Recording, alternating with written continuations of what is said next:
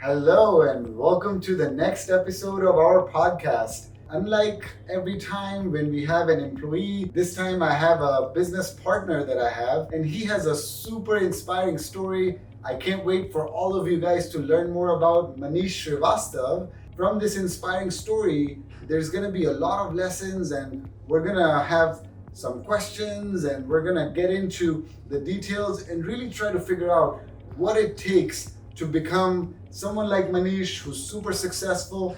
Let's get started. So Manish, welcome to this podcast all the way from US. You've come here. I really want to thank you for your time. If you don't mind, we'd love to hear your quick introduction. Thank you, Arvind. It is my pleasure to be here. I am an Indian American based in the state of Tennessee in United States. I have been in the US from last 20 years. By heart, I'm an Indian. And I have been working for Johnson & Johnson from last 8 years in the information technology and supply chain. And of course, we have done great partnership in real estate business as well. And I have variety of interest that includes yoga and meditation. So I have been co-founder for American Yoga and Meditation. And then I'm also involved in social work and other activities in the community. How fantastic. That's amazing. And thank you for explaining that you're Indian by heart. That's great. And the three areas that you mentioned that are of interest to you, tech, meditation, and real estate, these are my favorite as well. So let me learn more about you. So where are you originally from? I was born in a small village in the district of Jhansi in Uttar Pradesh. And I did my basic elementary education in a small village. Then I did high school from Jhansi. And then I did mechanical engineering from a university relatively new, but it is known as Mahatma Gandhi Chitrakoot Gramoday Vishwavidyalaya. It was founded by late Shri Nanaji Deshmukh, and I graduated from that university in '98 with mechanical engineering. Got it. So you were born in Jhansi and then you got your mechanical engineering. How did you get to Memphis, Tennessee, and how did you become an American citizen? Oh, that is a long. Tell us. I'm sure there are so many people in the audience who would love to go to one of the Western countries. And of course, the United States has some really amazing opportunities. And what was that path like? And some things may have changed, but I think still fundamentally, if there are people, they could try to do the same things and perhaps have the same results. Yeah, so that is a lot of struggle behind this. When I graduated, my institution, university didn't have campus interviews, right? So after getting degree from engineering college, I didn't have any job, and with some friends' help, I came to NCREs in that time. I was staying in GSRI. And I started exploring the market in Delhi for mechanical engineering jobs, and it was very difficult time. And I will get up in the morning, will check Times of India, Hindustan Times for all the advertisement, walk-in interviews, will try to find an employer who will hire me. But few things really struck me. When I visited few companies, smaller companies, industries, I noticed those companies, their names were rusted. It was hardly we could read the name of those companies. And one time it was really basically changed the way I was thinking this career. I called one company from Times of India. They advertised that mechanical engineering / civil engineers / electrical engineer wanted. And when I called them, they said, I have clerical jobs. I said, but you advertise for engineering jobs. They said, oh, you can come because engineers makes better clerks. So after that incident, I said I'm not going to look for these jobs. I needed to make a paradigm shift in my career. So at that time, I explored alternative options, and I picked up an Oracle course for 20 days, crash course in Oracle database and SQL development. So I kind of switched my career from mechanical engineering to IT, and I did some teaching jobs early on. Then I got a job for a developer. So I wrote client server warehouse management systems for a company in Greater Kailash. And after that, that market was very hot. Whatever interviews I was giving after 6 months of experience, I was getting a job offer.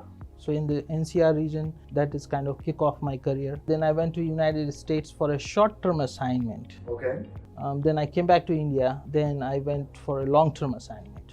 And where did you end up in the United States when you first got there? Oh, I went to New York City. Oh, wow. Okay. I went to New York City as well, by the way. Very interesting. So then you already had a job, obviously, Yes, because your company sent you there. Right. And can you share who the client was? Yeah, I was my first project in United States was for Reuters America. Okay. Wow. So you come to New York. What was the experience like? I mean, you had been there earlier for a short visit, but this time you were actually moving there. So tell me a little bit about that struggle back then. Yeah, again, that a lot of struggle because I was vegetarian. I didn't know the driving. I didn't have a lot of preparation for the winter. I didn't have accommodation.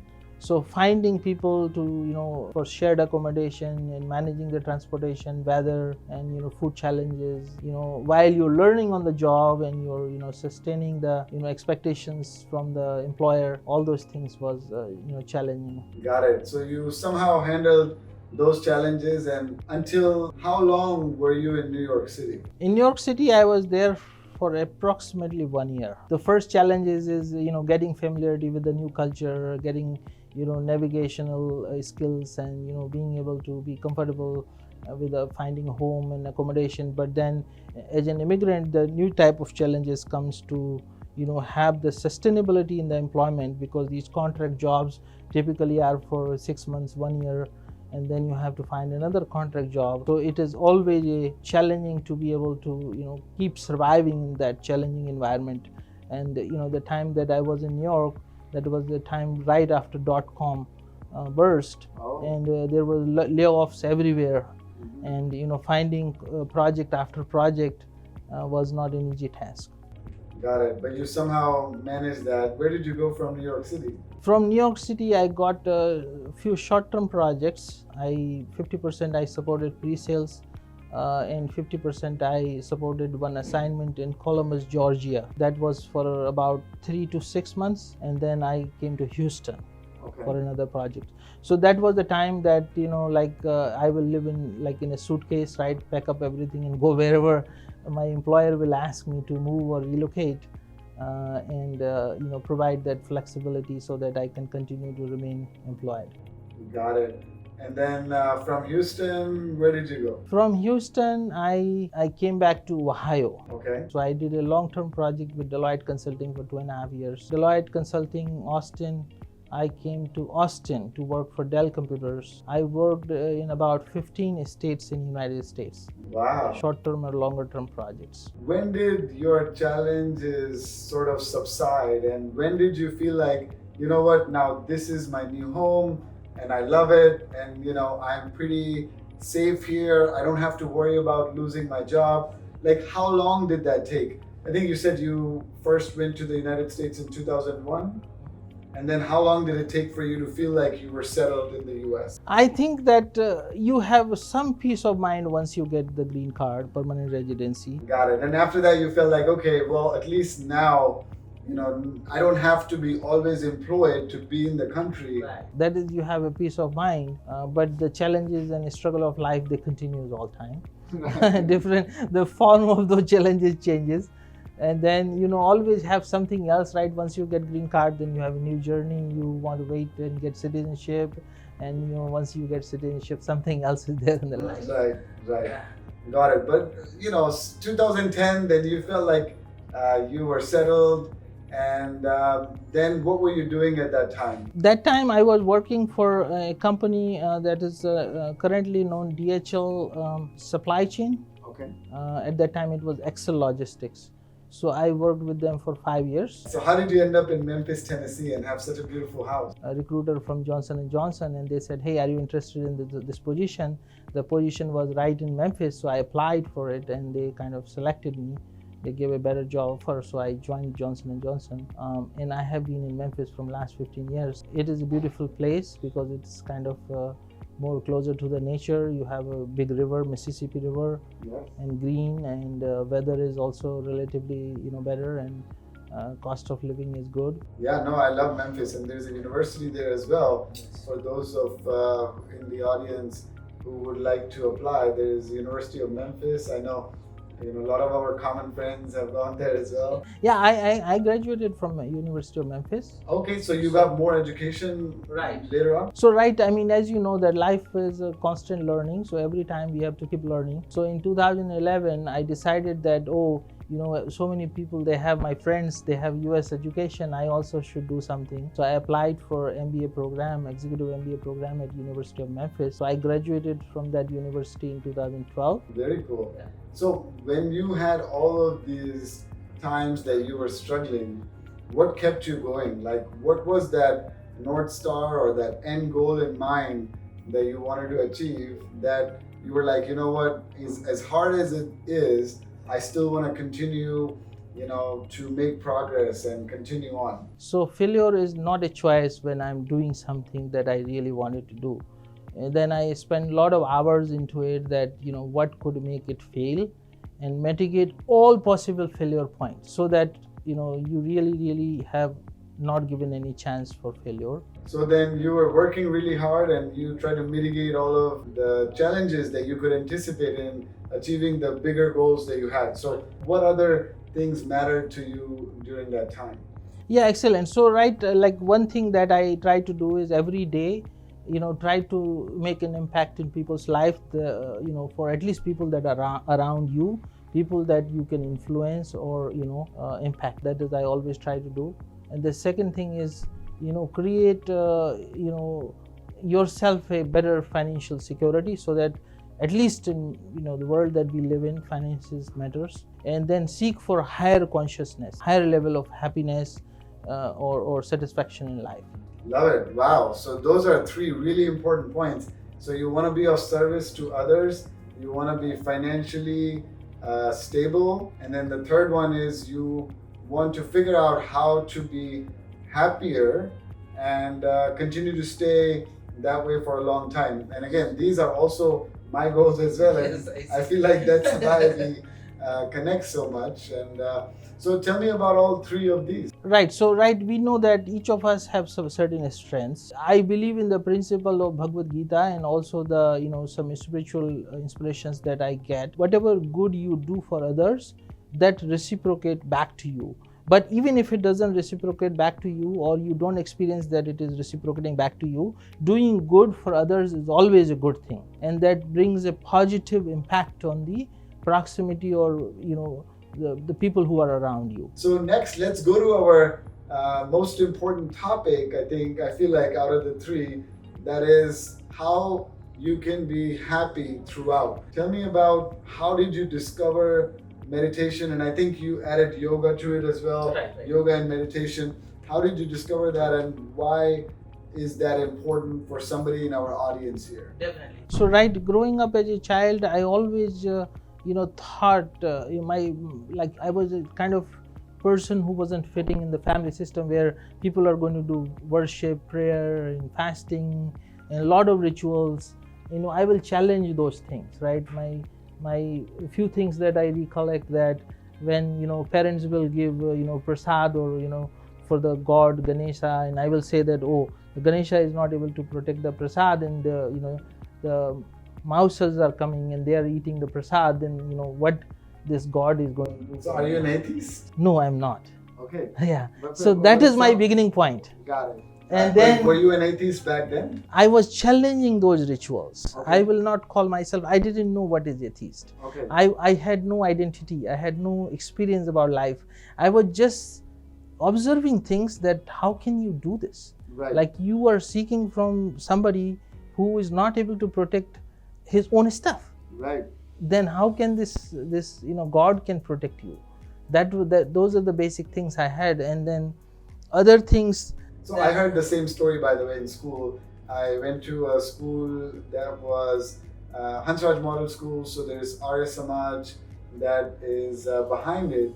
And one thing that they did was idol worship was challenged there. And this exact same story, that when Swami Dayanand learned that a mouse would come and eat their prasad. So we learned that same story. And yes, that did affect me as well. And that's why what I would do is I would say, okay, well, if I'm going to eat egg, then I'm not going to stop on Tuesday. And everybody else was not eating it on Tuesday. That's and more rational, yeah. Right. I mean, why not on Tuesday? I mean, why not I pick a day as Sunday when I'm not going to eat egg, right? Or not, or eat all the time. So, yeah. So same thing is my parents will say, you're going for exam, you seek distinction and offer this prasad or this, sacrifice to the God. Then I will say that God is somebody who wants bribe. Because why you need this? God is God, then God shouldn't expect this. So those were the things, like I was kind of challenging things and exploring. Then I had some great company, or fortunate enough to to get a company of certain great masters, Okay. Who influenced my shaped how I think today. Okay. So that is basically what we have to see is that ultimately introspect the life, that what we are seeking in the life. If you want happiness in life, you want money in life, you want better job, more salary, end of everything is that you are seeking something consciously, unconsciously, is sustainable and lasting happiness, right? Because that is the ultimate goal, right? If you want more money, why do you want more money, right? You want happiness. Human desire is that you want to seek higher happiness than what you have experienced in the past. Right. So this creates a chain that you want to expend the happiness, and once you do something and it gets repeated, it gets into repetition, and then you don't get the same amount of happiness. So then once you know that, hey, what happiness I am seeking, first your true nature, right, that I want that greater and bigger and lasting happiness. Right. First thing is that basic 50% problem solved when you know the problem statement. Right. You become inquisitive towards it. You start challenging and asking the questions, and the limitations that what myself is seeking, right? That I'm seeking a happiness, greater and bigger happiness, and then know yourself, that how you get that, and that conclusion of your own mind, not just because I'm saying that you can never get that bigger and lasting happiness from material things, because material things will make you addicted towards them. Sure. They will make you they will get you bored after certain times, and will no longer give you the same happiness that you wanted. So that is the first thing. Absolutely. You went on a path to discover lasting happiness, and share that journey with us. So that is an interesting question. So then basically we go into deeper about understanding the life, who we are actually, right? So we introspect ourselves, that are we a body, are we a mind, are we a soul? Get deeper understanding of yourself. Like we see that different phases of life, that we have sleep state, we have dream state, we have awakening state, we have deep sleep. And you observe your own life, that when you are dreaming, then what happens? Let's say you dream something about that you're a bird and you're flying in the sky and enjoying, and during that time you experience that you're really a bird, right? You don't know that you're a man or you're a woman. And so certain things, like it requires a deeper understanding of life, and then try to understand the limitations of the mind. Whoever we are, that is from the mind. So, like if I'm in awake state, I'm acting, I'm talking to you, I'm having this great conversation with you, that is coming from my own mind. So then you're not your mind. Yes, that's kind of you're catching up. So, like again, I'm trying to not to jump to that conclusion, sure, because let audiences provoke that. So if I'm in deep sleep, right, I am not having a thought, my mind is absent, my heart is functioning, my blood is circulation, I'm alive, I'm not dead, then I have no stress, I have no worry, I have happiness. I will say happiness because when you get up in the morning, you say, I had a sound sleep, I really had great night, right? How do you say that if your thought was absent, your mind was absent? Who claims that I had a great sleep and I really had wonderful sleep, right? Somebody is witnessing that.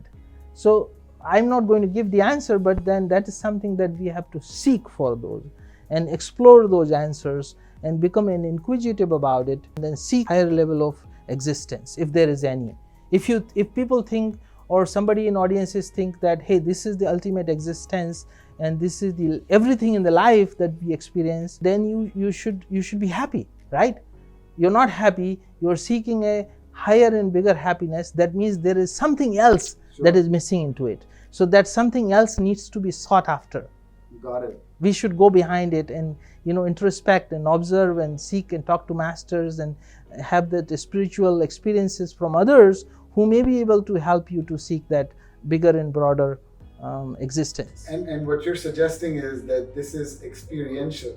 Yes. You cannot tell this on the podcast. One has to go and experience themselves. Yes, definitely. That's a great point. Everybody has to experience, because something that is like, if I say that, hey, can you describe your deep sleep? You can't. You can't describe your deep sleep. So certain things cannot be described in words. They have to be experienced, and then people have to go behind, after them if they are interested to do. So let's say there is somebody in the audience who is interested, then what steps they should take? I mean, being inquisitive and asking those questions and challenging your regular way of thinking and looking for, hey, I was sleeping and I say that I am happy or I had a sound sleep, but how do you know that? And like I said, that means that you are not your mind, or other questions like that. Like, what is that pathway? I know you mentioned that seek for masters or become inquisitive, but I mean, give us a little bit more. So very good. Good question. So I think that what I would say, that we have to train ourselves to observe your own mind. So sit down, be quiet, and you're getting certain thoughts, and observe your own thoughts. Observe the pattern of those thoughts and become an observant for your own self, and keep doing it. And then once you do, then you will experience that you are really able to control yourself, who you are, and you're not you're not controlled by your thoughts. So you can get the thoughts that you wanted to have. You can be really the person that you wanted to be. Right now, in most cases, right, I'm here sitting, I was thinking something else before I came to this office to have this conversation with you, and I saw something in this room and I kind of diverted towards that. I don't have a stability or control on myself. And if you want to seek something higher and bigger and broader, then you have to have better control on yourself and be observant for yourself. Got it. So then the advice to the audience is that continue to observe your mind. And if someone says, well, that's too boring, or that's something that I don't know, I've got other things, I'm so busy, and just by observing my mind, how am I going to meet the rent, or how am I going to pay for the gas? Then what would you answer to that? The thing is, we are not saying that do 24/7, right? People can begin and doing do this. What? Like just keep observing? Keep observing. And that act of observing, is that what meditation is? That can be a beginning of meditation. Got it. And how long does this process of seeking and being inquisitive and meditation, how long is that process? Like, how long do you have to keep going, and how long did it take you? Well, it is journey. It is never ending journey. Cannot claim anything. It is just journey. I am somewhere in this journey. I'm a seeker, and I try to learn every single day. It has to be your own experience, your own approach, that how you can live in the present. You can start with 10 minutes, 20 minutes observing your own mind, or doing meditation, or talking to other people who are interested in similar type of thinking or spirituality. So having the great company will go a long way. When I was in Lisbon, I went through that course for 10 days of meditation, and then I recorded all of my learnings in a 45-minute session. And then the amazing team that we have here, they really understood and divided that into some sections and made it into a concise learning experience video. And we're going to link that somewhere here so you can understand. One of the ways could be getting a head start and going on a 10 days silence retreat, just meditating almost all the time, and that can give you a head start, and you could maybe start to experience that, wow, this is so amazing, and I'm just really happy. And I think you're right, you can't just learn it from somebody, you have to experience it yourself. There have been so many different philosophers that have been looking for that meaning, for that lasting happiness, And that seems to be that ultimate question. Right. So there is just this is great thing what you're pointing, because a lot of audiences they are,